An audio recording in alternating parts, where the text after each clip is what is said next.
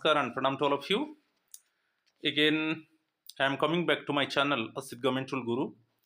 Today, I will discuss the last bumper MCQ 8 related to the CCS Conduct Rules 1964.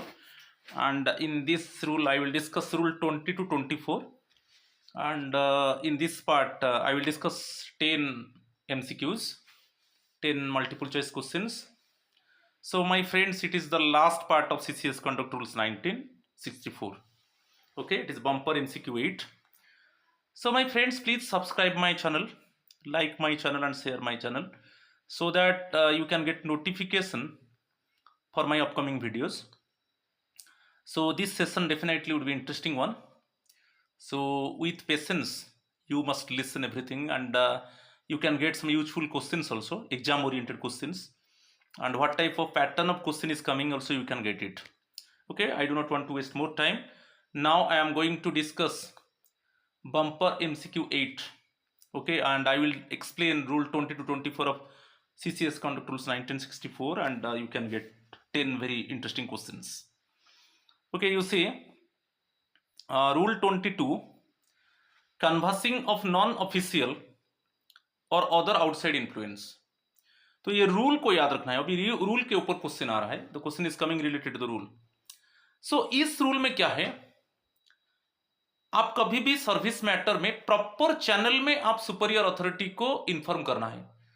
If you bring any outside influence और any political influence and put pressure on the superior authority related to the service matters, then it breach the rule 20. So definitely disciplinary action would be initiated. तो वो दिया है, no government servant shall bring और attempt to bring any political or other outside influence to bear upon any superior authority to further his interest in respect of matters pertaining to his service under government. तो clearly mention है, suppose in related to the service matter you are having any problem, तो through proper channel you approach to the superior authority.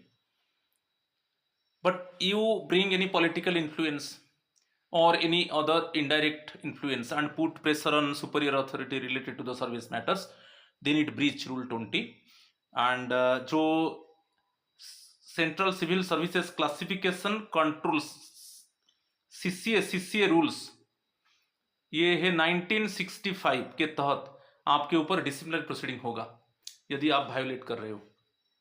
ठीक है, तो suppose any related to the service matter, if you need any information, okay, or you want to approach to the superior authority, then you can approach it through proper channel.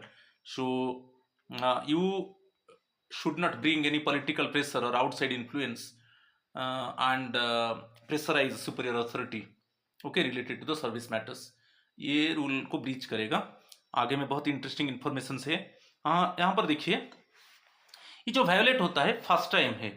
Suppose first time you breach this rule, आप कुछ बाहर से कुछ political influence डाला और कुछ indirect influence डाला superior authority के ऊपर related to the service matters. तो इसमें क्या होगा, आपको सिंपली वार्निंग दिया जाएगा. Only you can get warning, but it is not recorded in the service book. ये क्लियरली दिया है. It means it is not recorded in the CR of the employee concern. तो फर्स्ट टाइम क्या है, if you violate this rule, if you bring any political pressure or any outside influence and try to influence the superior authority related to the service matter, then in this case only warning given to you. So this warning would not be recorded in your service book. ठीक है. Second time आप violate किया, रिटिन warning. यहां पर second time if you violet it, then written warning issued to you and it must be kept in your service book. written warning हो गया तो वो आपका सर्विस बुक में रिकॉर्ड होगा. तो याद रखिए, second time written warning. Third time आप वायोलेट किया, disciplinary action would be initiated, okay, according to the central civil services classification control appeal rules 1965 के तहत. जो मेजर पेनल्टी प्रोसीडिंग्स होता है इसका, जो सीसीए रूल्स 1965 का जो रूल 14 है, जो मेजर पेनल्टी प्रोसीडिंग्स होता है उसके तहत आपके ऊपर कार्रवाई किया जाएगा, डिसिप्लिनरी एक्शन इनिशिएट होगा। तो थर्ड टाइम में, if you violet the third time, then disciplinary action would be initiated against the government servant who violate the rule. Okay, and the disciplinary action would be initiated according to the Central Civil Services Classification Control Appeal Rules 1965 और rule 14 जो major penalty proceedings के ऊपर है। तो समझ में आ गया। तो 3 टाइप्स को याद रखना है। First time only warning, it is not recorded in the shear dossier or service book, it is not recorded in the service book. Second time written warning and it must be recorded in the service book. Third time disciplinary action would be initiated against the government servant according to the CCA rules 1965 rule number 14. Clear? ये तीनों को याद रखना है, इसके ऊपर question आता है। चलो नेक्स्ट, इनडायरेक्ट इन्फ्लुएंस।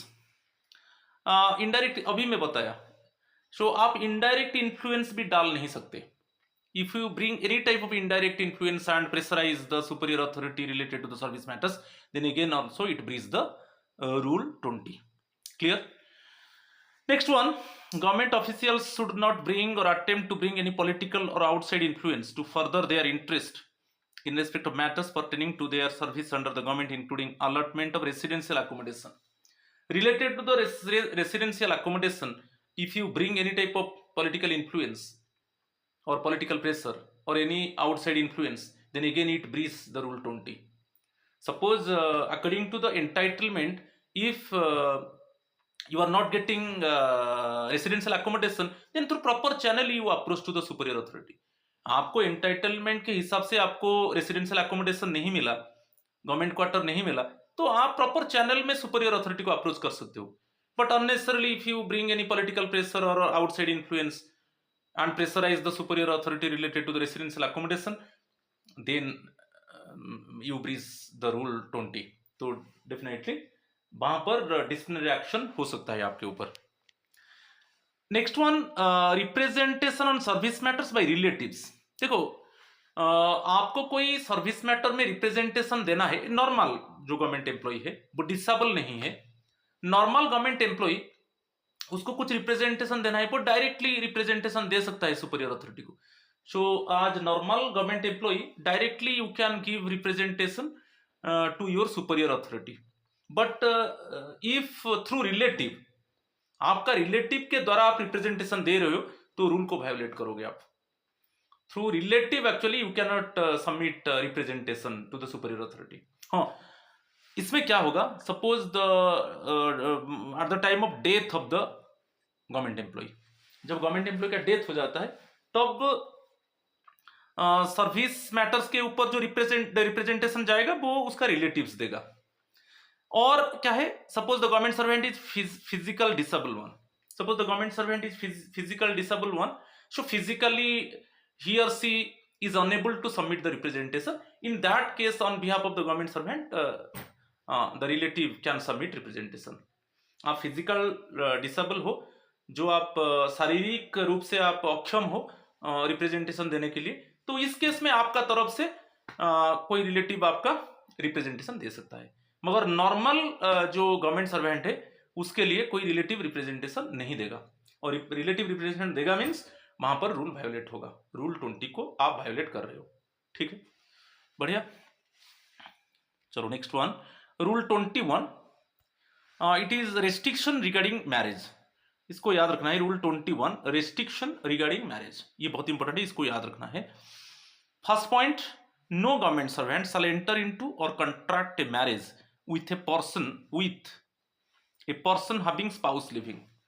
एक पर्सन का स्पाउस है और गवर्नमेंट सर्वेंट उसको मैरिज कर रहा है, तो वहां पर रूल वायोलेट होगा, क्योंकि एक पर्सन का वाइफ है, दो पर्सन का स्पाउस है और गवर्नमेंट सर्वेंट उसको मैरिज कर रहा है, तो रूल वायोलेट होगा।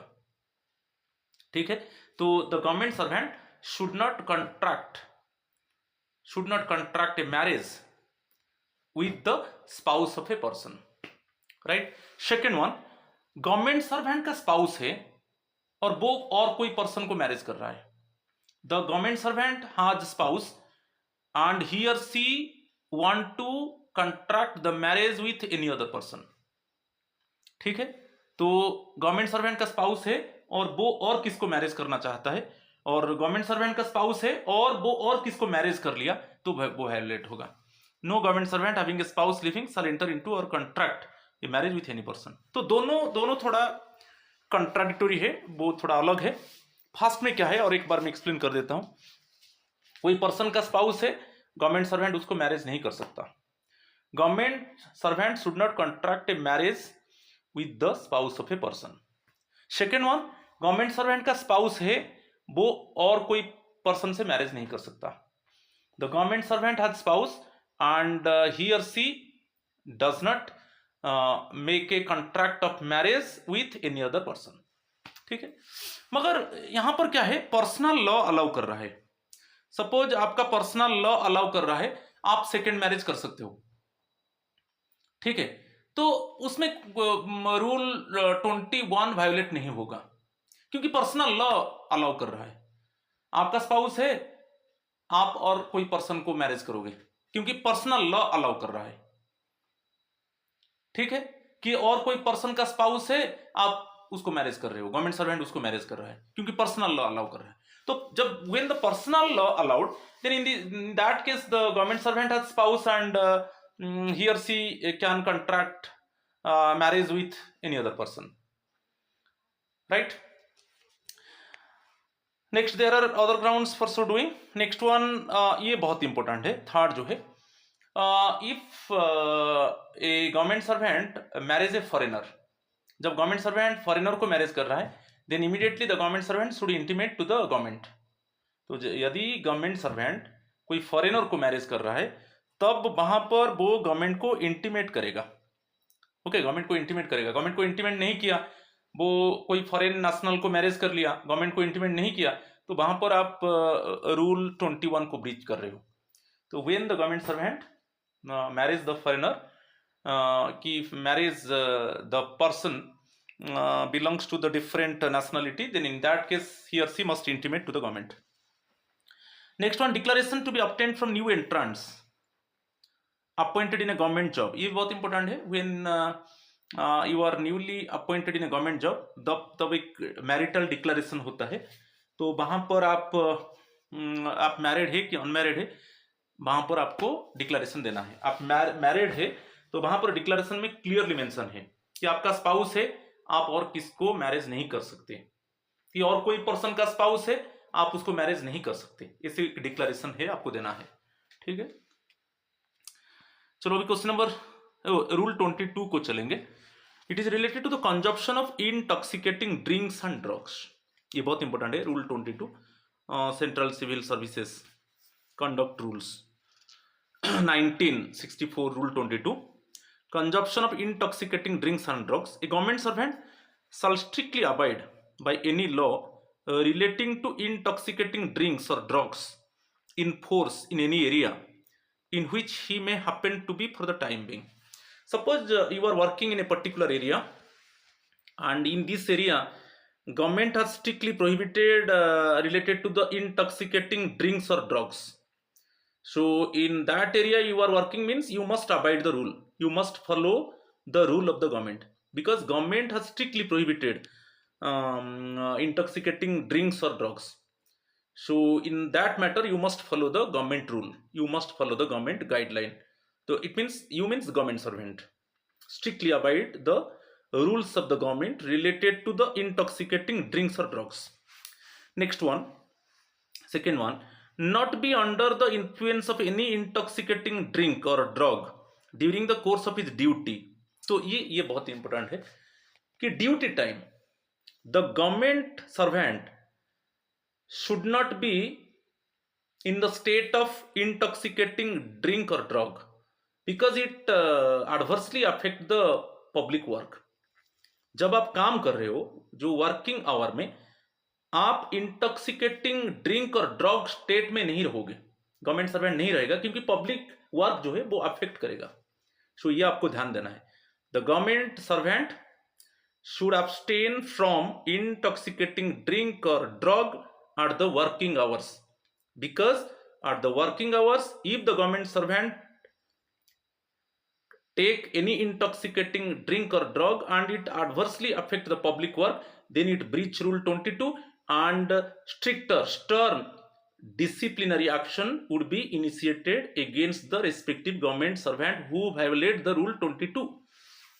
और यहां पर वायोलेट होता है तो भाई central civil services CCA classification control appeal rules 1965 के तहत जो उसका जो रूल 14 है, जो मेजर पेनल्टी प्रोसीडिंग्स होता है भाई, उसके द्वारा आपके ऊपर प्रोसीडिंग चलेगा, राइट। चलो नेक्स्ट वन, डबल बी देखिए, refrain from consuming any intoxicating drink और drug in a public place. जो पब्लिक प्लेस को हम डिफाइन करेंगे, जो पब्लिक प्लेस है जहां पर पब्लिक का मूवमेंट है, जैसे होटल्स है, रेस्टोरेंट्स है, बार्स है, मार्केट है, मॉल्स है, कि आइनॉक्स और फिल्म हॉल है, जो पब्लिक का मूवमेंट होता है, so in that place actually the government servant should refrain from consuming any intoxicating drink और ड्रग। अब कोई भी पब्लिक प्लेस जो है जहां पर पब्लिक का मूवमेंट है, वहां पर आप इंटॉक्सिकेटिंग ड्रिंक और ड्रग नहीं ले सकते। Next one, not appear in a public place in A state of intoxication. कोई पब्लिक प्लेस में government servant should not be in A state of intoxication. कोई पब्लिक प्लेस में आपको अपीयर नहीं होना है इंटॉक्सिकेशन मोड में। Next one, not use any intoxicating drink और ड्रग टू एक्सेस। ओके, यहां पर भी है, आप ड्रिंक्स और ड्रग एक्सेस आकार में नहीं ले सकते। सपोज ये है कि आप एक्सेस आप घर में ले सकते हो, आप घर में ज्यादा ले लिया और कोई ऐसा अब्यूसिव लैंग्वेज यूज किया, अनसिविलाइज लैंग्वेज यूज किया जो आपका नेबरहुड को अफेक्ट किया, तो वो जाकर आपका अगेंस्ट में पुलिस कंप्लेन कर दिए, ठीक है, कि क्योंकि अब जो every time actually the particular government servant has taken intoxicating drink or drug and using some abusive language in the community and it adversely affect the lifestyle of the people, then ये भी violet करेगा, ठीक है। ये सब चीज को आपको ध्यान देना है। और पब्लिक प्लेस में अभी बताया कि होटल्स, रेस्टोरेंट्स, आइनॉक्स, मॉल, की फिल्म हॉल, की मार्केट, ये सब पब्लिक प्लेस है। सपोज पब्लिक प्लेसेस क्या है, mall, you go to the mall for purchasing some materials, you go to the market for purchasing some materials, you go to the Inox or film hall for entertainment, right?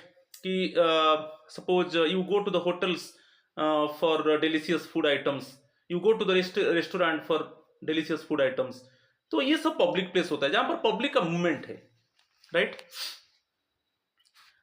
Next one, आप breach कर रहे हो तो stricter पर severe punishment should be imposed on the government servant who violet the rule 22। यहां पर और एक क्वेश्चन है, whether the definition of public place would include a club meant exclusively for members where it is permissible for the members to invite non-members as guests। ये बहुत important है। Suppose एक club है और क्लब का members government servant है, मैं यहां पर एम लिख दिया, ओके। जो क्लब है, क्लब का मेंबर्स गवर्नमेंट सर्वेंट है और गवर्नमेंट सर्वेंट ने क्या किया, कुछ रिलेटिव्स और उनका फ्रेंड को इनवाइट किया, कोई ऐसा कुछ क्लब में सेलिब्रेशन चल रहा है और गवर्नमेंट सर्वेंट उस क्लब का मेंबर है और कुछ नॉन मेंबर्स को भी इनवाइट किया, तो क्या उनके लिए ये जो क्लब है वो पब्लिक प्लेस होगा? वही क्वेश्चन पूछा है। तो यहां पर आपको याद रखना है, ये government servants are the members of the club, okay, and government servants actually invite some non-members, invites some friends or relatives to the club for celebration। so दोनों के लिए ये जो ये क्लब है वो पब्लिक प्लेस होगा, क्योंकि आप मेंबर हो, गवर्नमेंट सर्वेंट क्या है, क्लब का मेंबर है, तो वो जो क्लब वो पब्लिक प्लेस है और वो कुछ नॉन मेंबर्स को इन्वाइट किया गवर्नमेंट सर्वेंट सेलिब्रेशन के लिए, तो नॉन मेंबर्स के लिए भी वो क्या होगा, पब्लिक प्लेस होगा। तो दोनों के लिए पब्लिक प्लेस होगा, कंफ्यूजन नहीं होना है, यहां पर क्वेश्चन आता है तो दोनों के लिए ये जो है पब्लिक प्लेस होगा, okay. So government servants are the members of the club, तो वो क्लब पब्लिक प्लेस होगा, and government servants invite non members to the club for any type of celebration, तो नॉन मेंबर्स के लिए भी वो public place होगा। Next one, hotel के ऊपर दिया है, whether a hotel would be a public place और not for the purpose of the said rule. हाँ, होटल में आपका स्पेशल लॉजिंग रूम है, तो स्पेशल लॉजिंग रूम आपके लिए प्राइवेट है, तो आप लॉजिंग रूम में आप ड्रिंक्स कर सकते हो, कोई प्रॉब्लम नहीं है, ठीक है, क्योंकि स्पेशल वो प्राइवेट रूम है, तो वो एक्चुअली रूल 22 को वायोलेट नहीं करेगा, ठीक है, लॉजिंग रूम में। मगर सपोज आप जो होटल्स का जो बेसिकली बार्स रेस्टोरेंट्स उसका जो लॉन्ग्स है और उसका जो डाइनिंग हॉल है, वहां पर आप सपोज आप इंटॉक्सिकेटिंग ड्रिंक्स वहां पर वायोलेट होगा। तो यहां पर याद रखना है जो होटल में लॉजिंग रूम है वहां पर आप वो आपके लिए प्राइवेट रूम है, वहां पर आप ड्रिंक्स कर रहे हो तो वो वायोलेट नहीं करेगा, ठीक है। If you take drinks basically in the lodging room of a hotel then no problem, okay, it does not breach the rule 22। मगर जो उसका जो होटल का जो लॉन्ग्स है, जो उसका डाइनिंग स्पेस है, if you take drinks basically intoxicating drinks वो वायोलेट करेगा, ठीक है। तो बेसिकली पब्लिक जो है, जो होटल है वो पब्लिक प्लेस है, मगर होटल का लॉजिंग रूम वो पब्लिक प्लेस नहीं होगा क्योंकि वो प्राइवेट रूम है, राइट। नेक्स्ट इंपॉर्टेंट नोट्स देखेंगे यहाँ पर कुछ। A government servant can not take drinks in the clubs और इन द हॉल्स और लॉन्ग्स, ये तो हम जानते हैं। Government servant can not take drinks in the clubs और इन द हॉल्स और लॉन्ग्स। मगर कभी कभी क्या है, foreign mission, suppose foreign mission specially arrange, okay, specially arrange any type of suppose celebration and hire the particular basically lounge or hall in the hotel and invite some officers। तो वो foreign missions ने क्या किया, specially arrange किया और वो higher किया, जो होटल्स का जो लॉन्ग्स है कि हॉल्स है उसको वो बुक किया और कुछ ऑफिसर्स को वो इनवाइट किया, और वहां पर ऑफिसर्स वो इंटॉक्सिकेटिंग ड्रिंक्स कर रहे हैं तो वो वायोलेट नहीं होगा। तो ये याद रखना है, however where officers are required to attend official entertainments arranged by foreign missions in halls और lawns of hotels and clubs in the discharge of their official duties, taking drinks at such official entertainments will not attract rule 22 of the CCS conduct rules 1964, ये याद रखना है। और यहाँ पर main focus है foreign missions. If foreign missions suppose arrange any type of entertainment program basically in the clubs or hotels and related to the official duties also, and foreign mission call some officers and they attend the program and and ये जो program है related to the official duties है, क्योंकि इसको foreign mission arrange कर रहा है और वो स्पेशली हायर किया है, जो हॉल्स और लॉन्ग्स को होटल का कि क्लब का हायर किया है, और यहाँ पर एक्चुअली रूल 22 ब्रीच नहीं होगा if the officers basically government officers taking intoxicating drinks, यहाँ पर वायोलेट नहीं होगा। तो यहाँ पर ऑफिशियल ड्यूटीज को भी आप याद रखना है, ठीक है। दोनों foreign missions actually arrange some entertainment programs to discharge of their official duties and invite some officers and they are actually and special longs and halls actually reserved, okay, by the foreign mission। वो specially वहां पर public का prohibition है, there is prohibition for the public to enter into the halls or longs of the hotel, वहां पर जो public को prohibition है, बेसिकली वो एक ऑफिशियल एंटरटेनमेंट प्रोग्राम है और वहां पर ऑफिसर्स को इनवाइट किया है फॉरेन मिशन ने, और वहां पर आप इंटॉक्सिकेटिंग ड्रिंक्स ले रहे हो तो वो वायोलेट नहीं करेगा, ठीक है। The exemption referred to in above may also be extended to parties hosted by the government or any organization controlled by government like autonomous bodies PSU। Suppose कोई ऐसा कुछ गवर्नमेंट का ऑर्गेनाइजेशन है जैसे ऑटोनोमस बॉडीज है कि public sector undertakings है और वो पार्टी को होस्ट कर रहे हैं, वही दिया है। अब may also be extended to parties hosted by government or any organization controlled by the government। तो कोई ऑटोनोमस बॉडीज और कोई पब्लिक सेक्टर अंडरटेकिंग वो एक पार्टी ऑर्गेनाइज कर रहा है इन discharge of the official duties, और वो ऑफिसर्स को इनवाइट कर रहा है और स्पेशली वो लॉन्ग्स होटल्स को रिजर्व किया है जहाँ पर पब्लिक का एंट्री को प्रोहिबिट किया है, और वहाँ पर यदि ऑफिसर्स वो they take intoxicating drinks then in this case it does not violate the rule 22। Next one दिया है, alcoholic beverages may be permitted to be served in official parties hosted by the government of India, state governments in closed lounges in hotels clubs etcetera where important foreign visitors are required to be entertain in official capacity. ये भी बहुत important है। कुछ foreign visitors को government of India ने invite किया है और स्टेट गवर्नमेंट्स ने इनवाइट किया है कुछ फॉरेन विजिटर्स को related to the official capacity. कुछ ऐसा ऑफिशियल डिस्कशंस होगा, फॉरेन विजिटर्स को इनवाइट किया है गवर्नमेंट ऑफ इंडिया और स्टेट गवर्नमेंट्स, और वो स्पेशली जो होटल का लॉन्ग से की क्लब का जो लॉन्ग से की हॉल है उसको स्पेशली रिजर्व किया गया है, और वहाँ पर आप अल्कोहलिक बेवरेजेस लेते हो तो वहाँ पर वो रूल 22 को वायोलेट नहीं करेगा। ठीक है, ये सब चीज़ को थोड़ा ध्यान देना है। और 22 रूल 22A जो है, prohibition regarding employment of children below 14 years of age. कोई भी गवर्नमेंट सर्वेंट, कोई जो चाइल्ड है बिलो 14 ईयर्स, उनको वो काम में नहीं लगा सकता। It is strictly prohibited for the government servant to employ any child below the age of 14 years. ये रूल इसके ऊपर जो है रूल 22A बहुत इंपॉर्टेंट है, इसको ध्यान देना है। चाइल्ड लेबर के ऊपर वहां पर है, और basically employed by the government servant. ठीक है, रूल 23 जो इंटरप्रिटेशन है, इसमें suppose if any question arises, suppose इस जो सीसीएस कंडक्ट रूल्स 1964 है, इसके ऊपर कोई क्वेश्चन अराइज होता है relating to the interpretation of this rules, then it must be finalised by the decision of the government. जो गवर्नमेंट जो फाइनली डिसीजन लेगा वही होगा। तो वही है रूल 23 जो है सीसीएस कंडक्ट रूल्स 1964 का जो रूल 23 है, इंटरप्रिटेशन के ऊपर है। Okay, कोई भी any question arises related to the CCS conduct rules, then the decision of the government should be final one. Last one rule 24 just आपको याद रखना है कि ये डेलीगेशन ऑफ पावर्स के ऊपर है।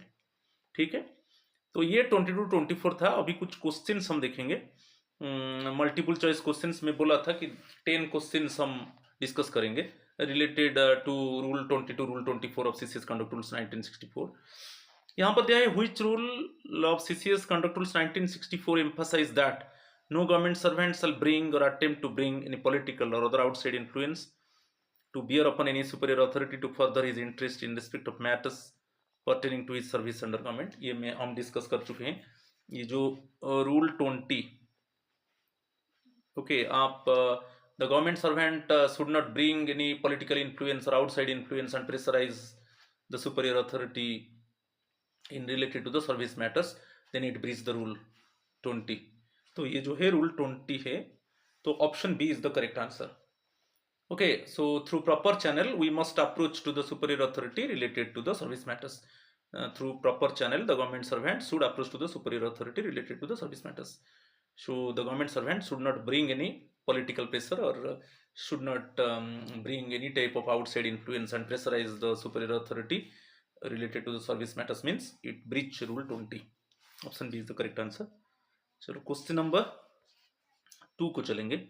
यहाँ पर दिया है when a written warning should be issued by the appropriate disciplinary authority and a copy should be placed in seer dossier in case of attempt to bring any political or other outside influence to bear upon any superior authority to further his interest in respect of matters pertaining to his service under government। when a written warning, तो आपको 3 times में बोला था, तो आपको और एक बार explain करता हूँ। फर्स्ट टाइम में क्या है, ओनली वार्निंग दिया जाएगा। आप कोई पॉलिटिकल प्रेशर डाल रहे हो और कोई आउटसाइड इन्फ्लुएंस डाल रहे हो सुपीरियर अथॉरिटी के ऊपर सर्विस मैटर रिलेटेड में, तो फर्स्ट जो वार्निंग होगा वो एक्चुअली सर्विस बुक में रिकॉर्ड नहीं होगा, एक सिंपल ओरल वार्निंग होगा।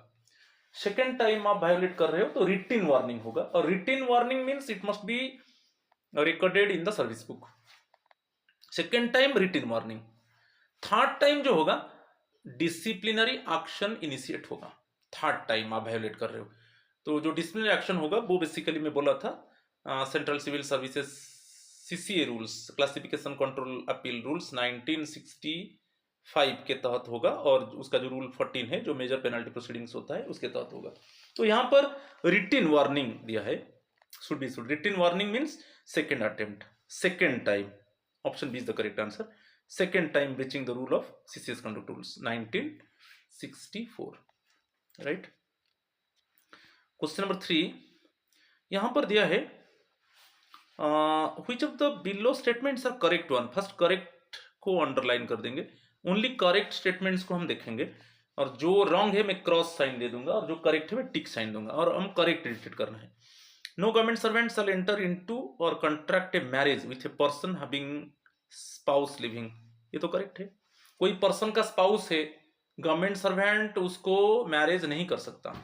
The person has spouse, then government servant should not make a contract should not make a contract should not make a contract of marriage with that person। ठीक है, ये correct है। No government servant shall enter into or contract a marriage with a person having spouse living, correct है। The central government may permit a government servant to enter into or contract any such marriage which is permissible under personal law। Personal law allow करता है, तो government servant as spouse, personal law allow करता है कि वो और एक शादी कर सकता है, कोई प्रॉब्लम नहीं है। Personal law allowed, then government servant as spouse and then also he suppose marriage, okay another one, no problem. तो पर्सनल लॉ जब अलाउ करेगा तो सेकंड मैरिज होगा, तो ये भी करेक्ट है।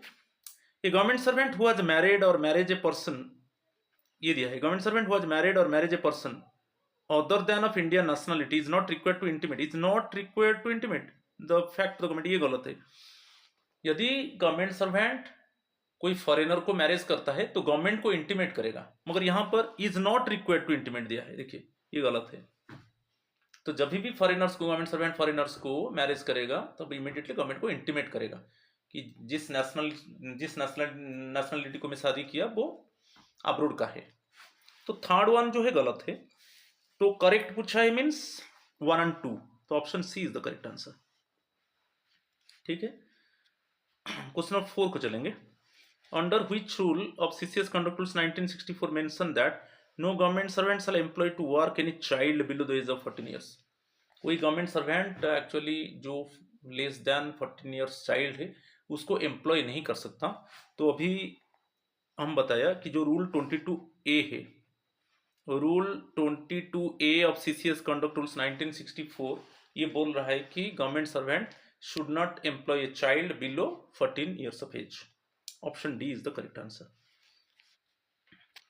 क्वेश्चन नंबर 5 को चलेंगे। Again you see in regarding to the CCS conduct rules 1964, यहां पर रूल्स दिया है, हम इनकरेक्ट देखेंगे, इनकरेक्ट देखेंगे, जो क्रॉस वाला हम डालेंगे वो करेक्ट होगा। ठीक है, इनकरेक्ट पूछा है। Rule 20 conversing of rule non official और अदर आउटसाइड इन्फ्लुएंस, ये करेक्ट है। रूल 20 नहीं कि रूल 20 ये बोलता है कि हम कोई पॉलिटिकल प्रेशर और आउटसाइड इन्फ्लुएंस हम सुपीरियर अथॉरिटी के ऊपर डाल नहीं सकते related to the service matters, ये करेक्ट है। Rule 21 consumption of intoxicating drinks and drugs, ये गलत है, ये रूल 22 होना चाहिए। Consumption of intoxicating drinks and drugs rule 22। ठीक है, रूल 22 रेस्ट्रिक्शन रिगार्डिंग मैरिज, ये गलत है, ये रूल 21 है। Okay, restriction regarding marriage rule 21 है। रूल 23 ये पूछा है डेलीगेशन ऑफ पावर्स, ये गलत है, रूल 23 इंटरप्रिटेशन है। रूल 23 क्या है कि यदि कुछ क्वेश्चन अराइज होता है related to the CCS conduct rules 1964, then finally the decision of the government should be final one, then the matter goes to the government and government take decision, okay, and it is finalised. So ये गलत है। Rule 23 जो है वो interpretation है, rule 24 जो है delegation of powers है। तो यहां पर गलत पूछा है, इनकरेक्ट पूछा है रूल्स, तो 2, 3, 4, 5 option D is the correct answer. ठीक है, इस तरीके का क्वेश्चन आता है तो थोड़ा ध्यान देना है। चलो क्वेश्चन नंबर 6 को चलेंगे। यहां पर स्टेटमेंट्स दिया है, आप देख लीजिए, यहां पर 2 स्टेटमेंट्स है। ठीक है, देख लीजिए, correct one, 2 statements given, which of the above statements are correct one? First है alcoholic beverages may not be permitted to be served in official parties hosted by the government of India or state governments in closed lounges, in hotels, clubs, etc., where important foreign visitors are required to be entertained in official capacity.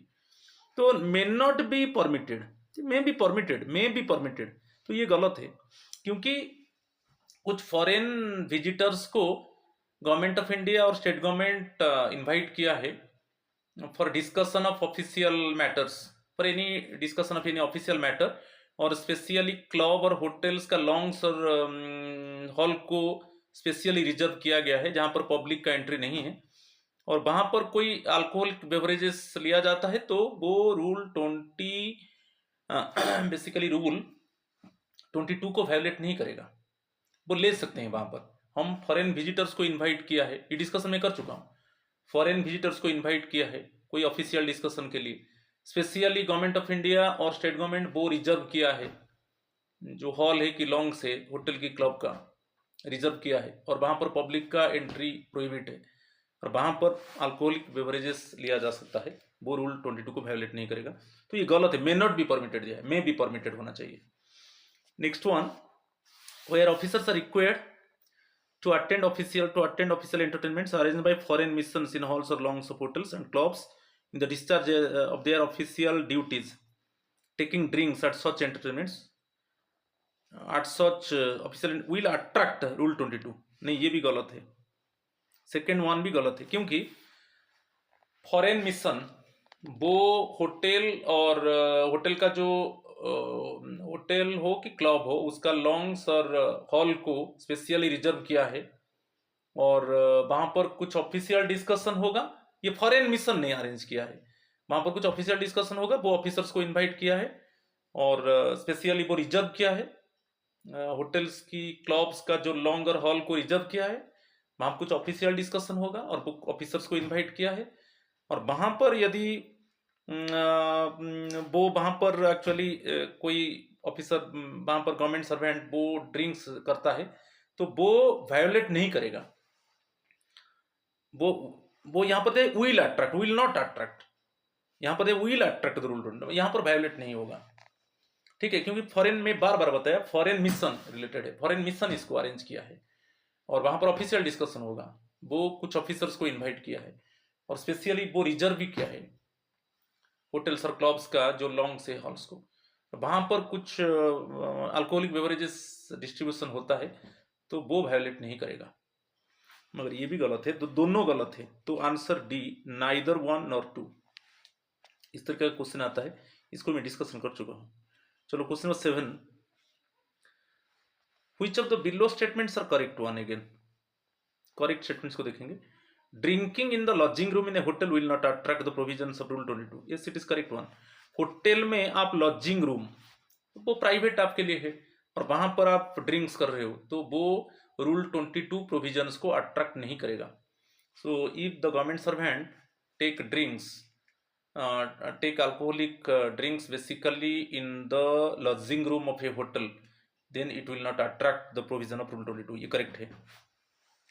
Drinking, next one, drinking at the bar or restaurant where the public is permitted would attract the rule 22। yes, bar और restaurants, okay, बार और restaurant जहां पर public का entry है और वहां पर government servant suppose taking any alcoholic beverage, then it definitely attract the rule 22 of the CCS control rules 1964, क्योंकि government servant should not consume intoxicating drinks in public places.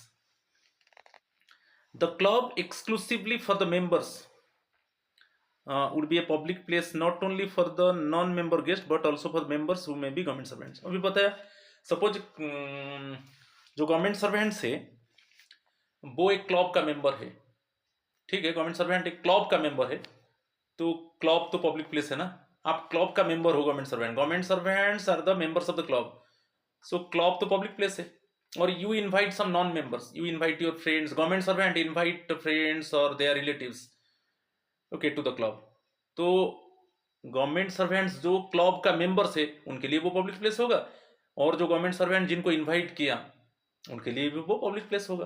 तो वही दिया है, the club exclusively for the members would be a public place not only for the non member guest but also for members who may be government servants. तो तीनों correct होगा, ये भी correct है, तीनों करेक्ट होगा, option C is the correct answer.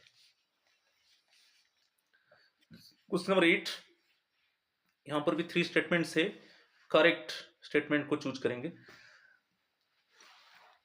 A government servant who was married or marries a person other than of Indian nationality shall forthwith intimate the fact to the government। Correct है, जब government servant कोई foreigner को marriage कर रहा है तब वो government को इंटीमेट करेगा। When the government servant marries to a foreigner then he or she must intimate to the government। Correct है। A government servant shall strictly abide by any law relating to intoxicating drinks or drugs in force in any area in which he may happen to be for the time being. ये भी correct है. Suppose you are working in a particular area and government has brought some prohibition related to the intoxicating drinks or drugs, then the government servants should properly abide the rule of the government. आप किस area में काम कर रहे हो और जो intoxicating drinks और ड्रग्स के ऊपर गवर्नमेंट कुछ लॉ लाया, वो लॉ को आपको फॉलो करना है. ठीक है, ये करेक्ट है. Public place means any place और premises including conveyance to which the public have और are permitted to have access whether on payment और अदरवाइज. तो ये भी ठीक है. पब्लिक प्लेस में बार बार बताया था, पब्लिक प्लेस में भी मार्केट में भी आइनॉक्स में भी malls, right, maybe hotels, maybe restaurants where freely publics are moving, okay, and whether they make payment or not, but where actually the publics are freely moving, so it is a public place. So ये तीनों correct है. Option B is the correct answer, right? So question number 9, when disciplinary action should be initiated under the provisions of CSCC rules 1964 in case of government servant bring or attempt to bring any political or other outside influence to bear upon any superior authority to further his interest in respect of matters pertaining to his service under government.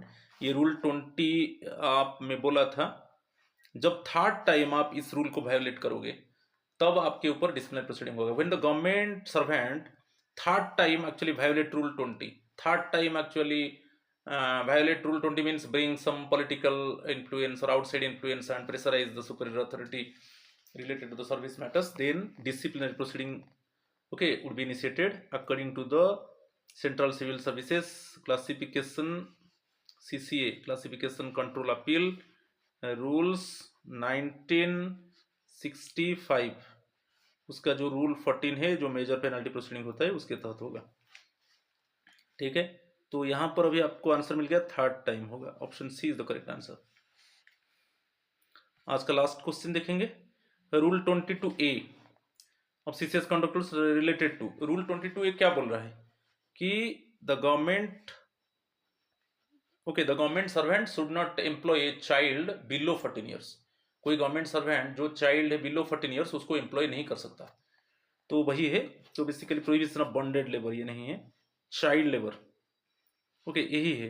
Prohibition of child marriage ये नहीं है, prohibition of child harassment ये नहीं है. तो basically prohibition of child labour. ठीक है, तो option B is the correct answer. तो ये था, मैं रूल 20 to 24 डिस्कस किया. ये मेरा लास्ट बम्पर एमसीक्यू था related to the conduct rules. मेरा 8 बम्पर एमसीक्यू आप देख लीजिए, उसमें पूरा सभी रूल्स का एक्सप्लेनेशन है. तो आज इतना ही है, फिर नेक्स्ट वीडियो को आप वेट करो. तो आज इतना ही है. थैंक यू एंड नमस्कार टू ऑल ऑफ यू.